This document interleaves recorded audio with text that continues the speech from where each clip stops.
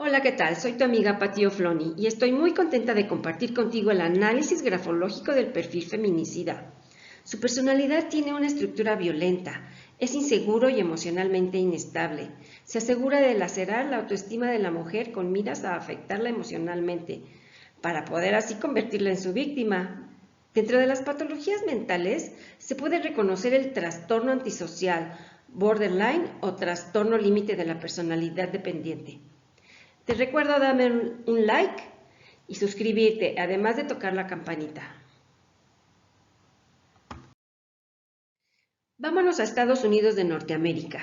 Y aquí te presento la muestra gráfica del peligroso y temido Ted Bundy, quien confesó 30 homicidios contra mujeres. El trazo conocido como aguijón, que se muestra con un aguijón en la zona media de las letras C, D y A. Este escribiente tiene un enojo profundo con los miembros del sexo opuesto. Lograrse atraído para él es un reto. Y una vez que ha tomado el control de la otra persona, ya no le es atractivo y se aburre de la relación.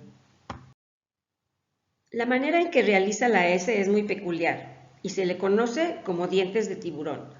Esta persona es capaz de engañar y sus tratos son deshonestos. Suele perder las funciones cognitivas, así que no es capaz de tomar decisiones. Es un rasgo que aparece en la escritura de los asesinos seriales. Este trazo largo que empieza y sube por debajo de la zona media es el del resentimiento. Esta persona genera desconfianza y sospecha, además de que tiene un comportamiento hostil hacia los demás, y esto lo hace sentir infeliz y por demás enojado. Antes de continuar te recuerdo darle like y suscribirte si te está gustando. Ejes o jambas que entran en las letras de abajo de manera violenta.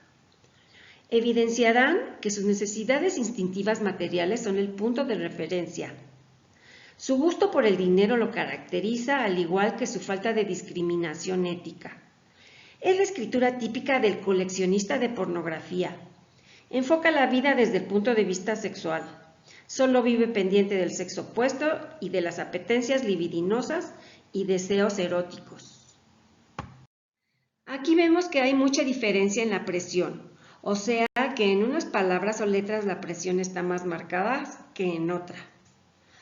Las palabras que están subrayadas de color verde tienen mayor presión, como puedes ver, y representan mayor energía y dinamismo, y las partes más pálidas son pérdida de vitalidad.